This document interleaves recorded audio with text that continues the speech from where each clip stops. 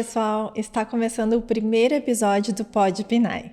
Neste episódio de estreia, iremos tratar sobre o PNAE, Programa Nacional de Alimentação Escolar, e sobre o SECANES e seu papel neste contexto. Eu sou Amanda, sou nutricionista, agente do Programa Nacional de Alimentação Escolar, do Centro Colaborador de Alimentação e Nutrição do Escolar da Universidade Federal do Rio Grande do Sul, SECANE-URGS.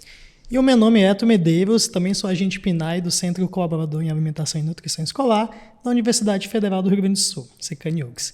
E estarei falando um pouco sobre o histórico e a contextualização do programa nas últimas décadas. Também trabalha conosco a equipe de coordenação, as professoras Luciana Dias e professora Vanuska Lima, são professoras do curso de nutrição aqui da universidade, entre outros professores colaboradores com o nosso projeto. Nós temos também atuando bolsistas do curso de graduação e de pós-graduação e demais profissionais contratados para auxiliar na colaboração do projeto. Neste mês de agosto, em comemoração ao Dia do Nutricionista, lançamos mais um podcast, que é o Pod PNAE, o qual o tema principal é o Programa Nacional de Alimentação Escolar, o PNAE. O Pod PNAE é uma iniciativa do Centro Colaborador em Alimentação e Nutrição do Escolar, aqui da Universidade Federal do Rio Grande do Sul. E o SECANE Gaúcho é um dos pioneiros no país. No entanto, atualmente nós temos mais de 20 SECANES atuando em todos os estados brasileiros e atuamos prestando apoio técnico e operacional ao Fundo Nacional do Desenvolvimento da Educação. Bem, o PNAE ele é reconhecido mundialmente pela sua universalidade de atendimento, que é uma das diretrizes do programa, atendendo todos os alunos de uma forma igualitária, ou seja, respeitando suas diferenças biológicas, condições de saúde dos alunos e alguma necessidade alimentar especial, assim como aqueles que se encontram em vulnerabilidade social.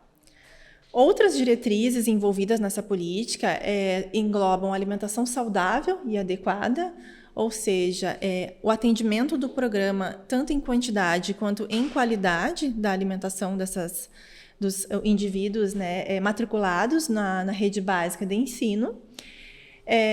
O desenvolvimento sustentável também é outra diretriz, representada pela agricultura familiar, tanto que o repasse financeiro tem uma orientação na legislação de o repasse ser no mínimo 30% deste valor destinado a alimentos oriundos da agricultura familiar. Ainda como diretriz, nós temos a educação alimentar nutricional, entendendo a escola como um ambiente privilegiado para promover a educação de forma geral, também para a alimentação saudável, desde o aluno, que é o nosso alvo, mas também a toda a comunidade escolar.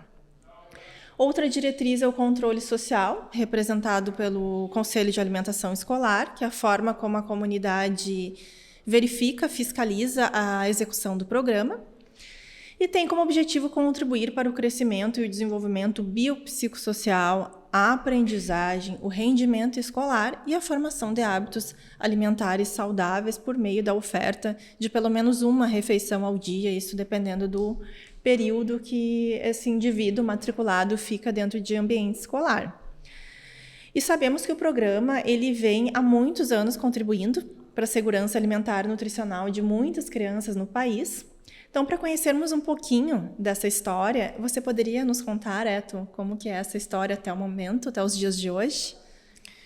Bom, Amanda, o PNAE ele tem essa trajetória, como já comentada, muito consolidada, muito robusta, nas diretrizes voltadas à alimentação escolar, mas nem sempre foi assim, As atividades, as ações do próprio programa como política pública, elas remontam desde a década de 30, desde a década de 40, principalmente com as ações voltadas ao mapeamento do estado nutricional brasileiro e da problemática da fome como um problema social.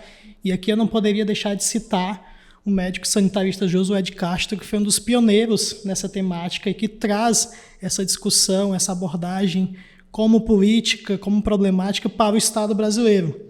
Então, já ali naquele período da década de 30, da década de 40, se começa a pensar iniciativas, estratégias para a solução do problema da fome, para a solução da suplementação nutricional da população brasileira. Entretanto, essas ações eram muito pautadas nas ações dos trabalhadores, das famílias dos trabalhadores como um todo.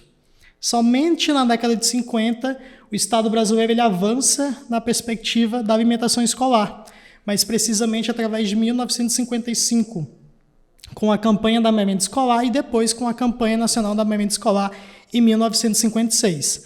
Não à toa, esse é o período, essa é a data de fundação, né, tendo como fundação do Programa Nacional de Alimentação Escolar, que é quando o próprio Estado brasileiro institucionaliza as ações voltadas à alimentação no ambiente escolar, tendo como público a educação básica brasileira.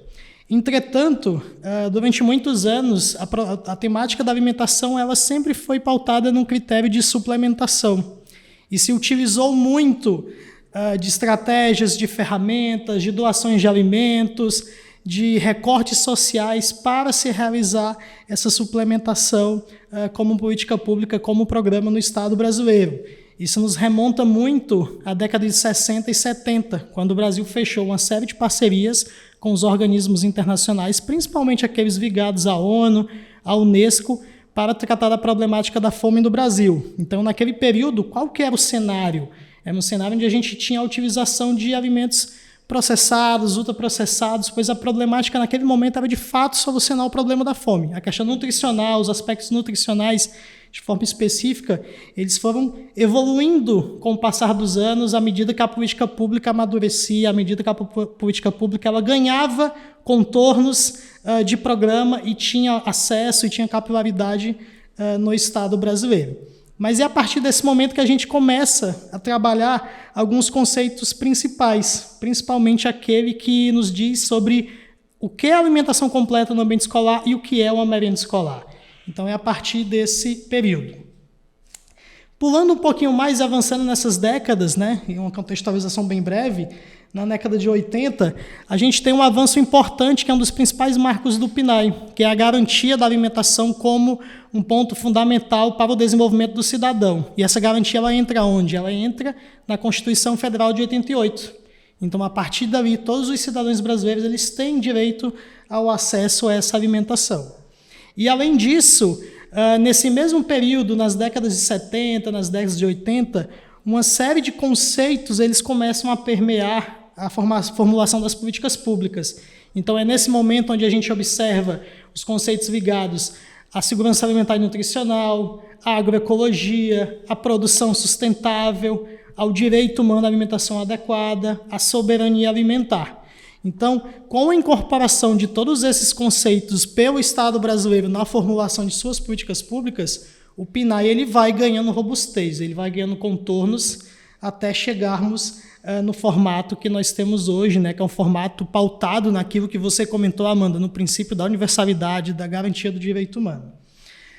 Nos anos 90, a gente tem um período de transição, né? A gente tem um Estado brasileiro recém-saído da Constituição Federal, então a gente tem uma série de políticas voltadas à produção agrícola, voltadas ao ambiente escolar, e aqui a gente tem um ponto importante que é o processo de descentralização. O PNAE até 93 ele tinha um processo centralizado, o Estado brasileiro comprava esses alimentos, muitas vezes industrializados e processados, e distribuía para todos os lugares do Brasil. A gente imagina, né, Amanda, o formato, né, a qualidade desse alimento chegando nas escolas para os escolares brasileiros. Então, a partir de 94, a gente tem uma outra inovação. E por mais que o programa ele não tivesse o caráter de programa de política pública, ele começa a se modernizar. Então, é nesse período em que o Brasil ele começa a descentralizar os recursos para estados e municípios, onde eles poderão fazer, portanto, a gestão do Programa Nacional de Alimentação Escolar. E o que a gente ganha com isso? A gente ganha em desenvolvimento local, a gente ganha em variedade, a gente ganha em oferta desses alimentos no ambiente escolar, porque se preza nesse momento a compra do local, a compra regionalizada, a compra das comunidades que de fato têm proximidade com o ambiente escolar. Então aqui a gente começa de fato a garantir a formação do hábito daquela região, a garantir a soberania alimentar e nutricional de quem está naquela região. Os anos 2000, eles chegam e representam um avanço muito grande no campo das políticas públicas. E aqui a gente poderia citar vários, né, das áreas de segurança alimentar e nutricional, da compra de agricultores familiares, como a Amanda já comentou anteriormente, mas a gente destaca aqui o ano de 2009, que é o ano da lei e da criação da lei orgânica do PNAE, a Lei 11.947. Então, ela é a lei que ela transforma aquela campanha lá de 1955, aquele programa, aquele projeto, ao longo de tantas décadas, em uma política pública, em uma bela política pública, que é o Programa Nacional de Alimentação Escolar. E consigo, ela traz ali uma série de diretrizes fundamentais, diretrizes pautadas na segurança alimentar e nutricional, institui o profissional nutricionista como responsável técnico do programa, estipula a compra da agricultura familiar com a utilização de pelo menos 30% dos recursos por meio de um processo de compras diferenciado, que é o processo de chamada pública, traz para dentro das políticas as questões relacionadas à educação alimentar e nutricional e dá o pontapé para uma série de outros avanços, né? Então, a gente observa que ali, a partir de 2009, a gente tem esse avanço e que, por consequência, a gente vai ter complementaridade a partir das resoluções do Fundo Nacional de Desenvolvimento da Educação. Então, nesses últimos anos, a política pública ela foi se aperfeiçoando, ela foi incorporando novos elementos e, além de todos esses, né, a gente pode destacar aqui, tem a questão da garantia dessa alimentação completa, dessa alimentação adequada e dessa alimentação que hoje segue muitas premissas do Guia Alimentar Brasileiro para a população, que trazem uma série de diretrizes para a promoção da alimentação saudável e sustentável. A gente teve essa evolução no campo dessas últimas décadas, e nos últimos meses, nos últimos anos, estamos retomando o protagonismo das políticas públicas e a promoção e o fortalecimento do PNAE no ambiente escolar. Não à toa, hoje, são mais de 40 milhões de alunos, são mais de 5,5 bilhões em recursos financeiros destinados à compra de alimentos para o Programa Nacional de Alimentação Escolar. Então, é um breve histórico desse PNAE, um breve resgate, mas de uma política tão linda e tão importante que a gente observa ao longo desses últimos anos. Então, depois de tu nos contar, né, essa história tão bonita do programa, né, que garante aí tanto a segurança alimentar e nutricional desses milhões de alunos aí que você trouxe para nós, nos conta qual é o papel dos SECANES frente a essa política. Perfeito, Amanda. Os SECANES, eles surgem na esteira, digamos assim, da própria criação da Lei Orgânica do PNAE, que foi em 2009, mas a história dos SECANES, elas se atravessam, digamos assim, um pouco antes, a partir dos anos de 2006, dos anos de 2007, como instituições e unidades de referência para dar apoio operacional e técnico ao Fundo Nacional de Desenvolvimento da Educação quanto à aplicação das atividades, das ações promovidas pelo Programa Nacional de Alimentação Escolar.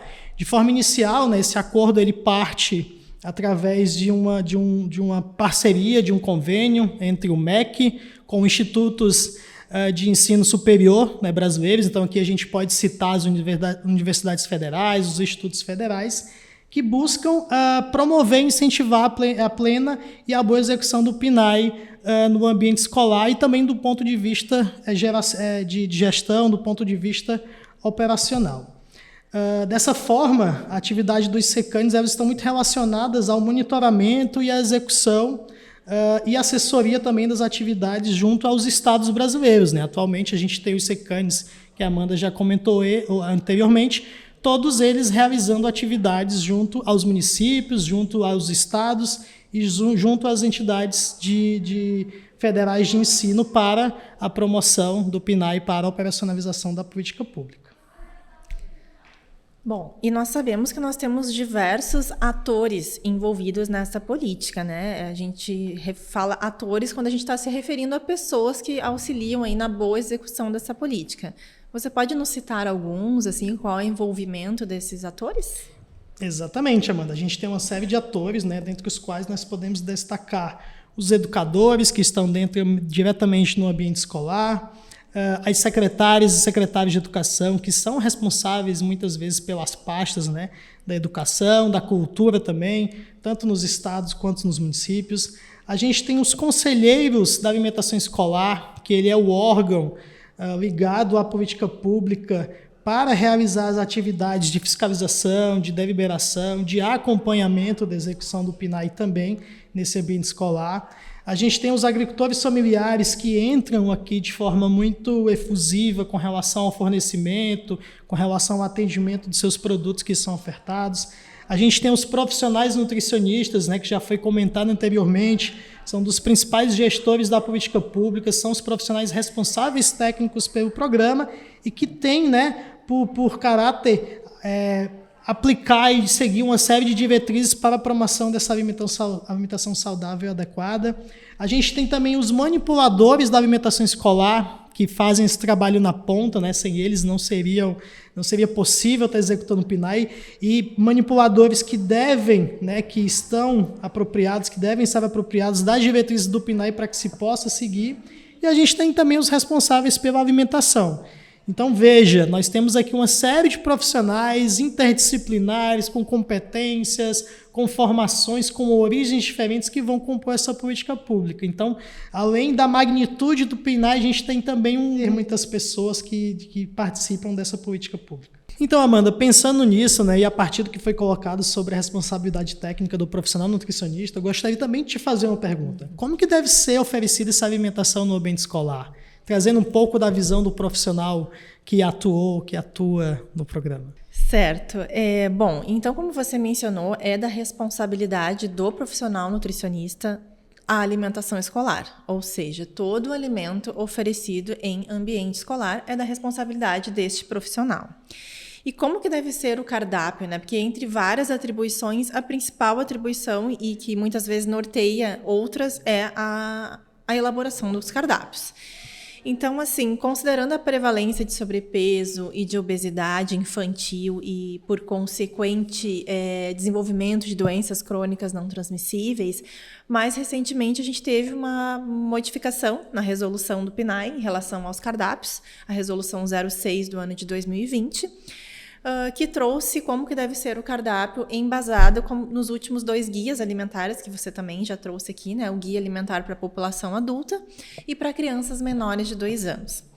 Então, a alimentação a resolução e os guias referem que a alimentação ela deve ter como prioridade a oferta de alimentos in natura ou minimamente processados, uma limitação de alimentos com certo grau de processamento, ou seja, assim, com aqueles com acréscimo de sal, de açúcar ou de óleo, e até mesmo a proibição de alimentos ultraprocessados, principalmente quando a gente fala de crianças menores de 3 anos.